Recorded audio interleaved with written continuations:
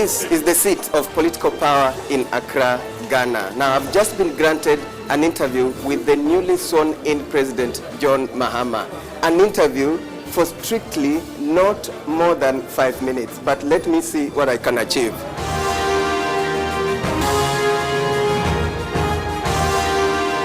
The president's diary is said to be full. He has to meet ministers, religious leaders, and chiefs in separate meetings on this particular day. Out there is the politics of who will be his running mate in the December polls and whether he will steer the party to victory to enable it have a second term, given that the late Professor John Atta Mills had not even completed his first term.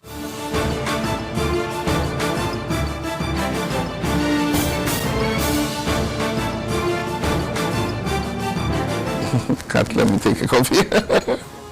As he sips his coffee, I ask him what he thinks are the ingredients of a free and fair election. The most important is the vigilance and alertness of the people and their determination to make sure that elections are successful, free and fair. That's your first ingredient you need. A conscious, enlightened people who want to make a choice of the government they want. That's where you start. After that, there are institutions that are necessary. You need an independent electoral commission. And Ghana has a record of having an independent electoral commission that has not only national but international credibility. And so that's one of the things you have. You need a security service that is committed and dedicated to the state, not to a political party. That is also important to ensure that there's peace, there's security, there's stability during the elections. And you need a government that is willing to have the heart, to accept the will of the people. And that if they win, they can celebrate. If they lose, they can still celebrate that your democracy is matured and has a stable foundation. You won't get any urge to want to use instruments of power to manipulate elections, maybe to stay on in power? No, there's always that temptation in an election process. But I think that Ghana's democracy has come this far, and the kinds of safeguards that we have put in place make it difficult for that kind of manipulation to take place. And that's why I said the first ingredient for successful elections is that the people themselves want their will to prevail. So help me God. So help me God. Ghana's constitution is similar to Kenya's new constitution when it comes to filling a vacancy in the presidency due to death, resignation or removal.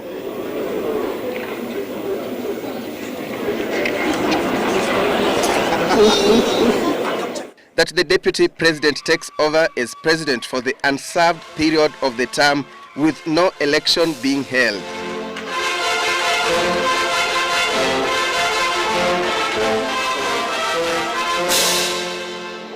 There's the issue of the running mate, like for example, when you are chosen as running mate, did the former president look at you as an ally, just a political ally, or a potential president, the role of a running mate, just a tool or a political ally?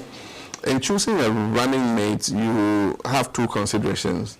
The first consideration is that the person adds something to the ticket in order that you can win political power. Without winning political power, there can't be a vice president. And so the first consideration is that the person has certain attributes that are positive to the ticket. But then you must look beyond just those attributes at the eventuality that you win political power. That person is going to be your vice president. And so what attributes does he bring to the presidency that he'll be able to complement you in order that you can have a successful presidency? So you have to have your eye on those two things. And I mean, if you're able to do it and you get it right, then it makes a difference between success and failure.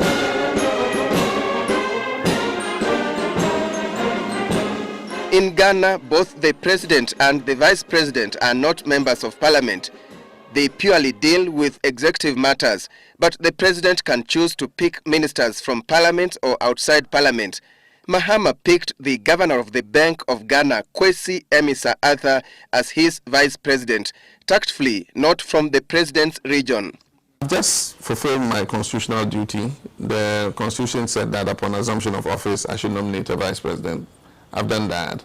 In September, when I'm endorsed as the presidential candidate by Congress, that hasn't happened yet. I'll name a running mate. For now, the issue of running mates is not on the ticket. Yeah. Okay. Thank you, Your Excellency. Yeah. Thank you. We had to stop the conversation in this rush.